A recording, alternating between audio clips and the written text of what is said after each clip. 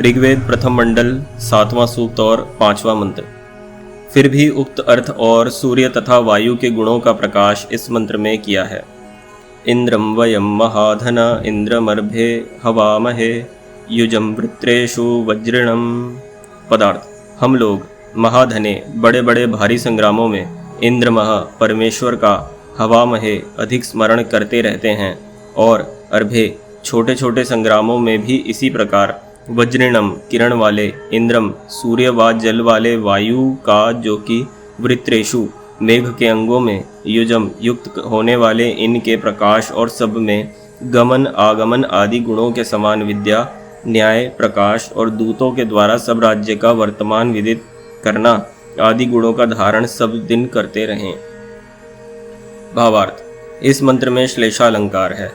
जो बड़े बड़े भारी और छोटे छोटे संग्रामों में ईश्वर को सर्वव्यापक और रक्षा करने वाला मान के धर्म और उत्साह के साथ दुष्टों से युद्ध करें तो मनुष्यों की अचल विजय होती है, तथा जैसे ईश्वर भी सूर्य और पवन के निमित्त से वर्षा आदि के द्वारा संसार का अत्यंत सुख सिद्ध किया करता है, वैसे मनुष्य लोगों को भी पदार्थों का निमित्त करके कार्य सिद्धि करनी चाहिए।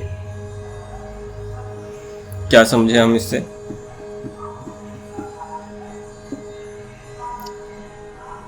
छोटे बड़े युद्ध में जैसे हमें हथियारों की जरूरत होती है, इसलिए बताया गया कि हमें ऊपर के जो भी कार्य करके करना है। इस मंत्र में दो चीज़ें हैं समझने वाली।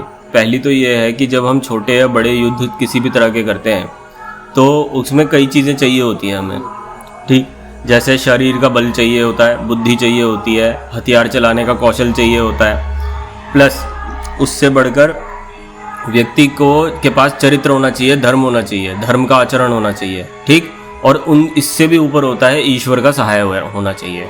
तो पुराने समय में जब युद्ध हुआ करते थे तो जो धर्मात्मा योद्धा होते थे वे युद्ध में जाने से पहले यज्ञ आदि करके ईश्वर से प्रार्थना करते थे अपनी विजय की, और क्योंकि उनके कर्म उनके साथ होते थे, वे अच्छे लोग होते थे, तो ईश्वर भी उनकी सहायता करते थे कि अच्छे लोग हैं, इनकी सहायता होनी चाहिए। मैंने शायद आपसे पहले भी एक बार कहा था, अहम आर्याय भूमि अददाम, मैंने ये भूमि आर्यों के लिए दी है। यानी कि ईश्वर की स्वयं इच्छा है कि संसार में सुखी सुख हो चारों तरफ, और सुख के लिए जो धार्मिक लोग हैं उनका जीतना बहुत ज़रूरी है। अगर अधार्मिक लोग जीतेंगे तो वह अपने साथ साथ सबका नाश करेंगे, ठीक है, और इससे सृष्टि का पतन होगा। लेकिन ईश्वर चाहते हैं कि धार्मिक लोग जीतें, उन्हें सही रास्ते पर लेकर आएँ।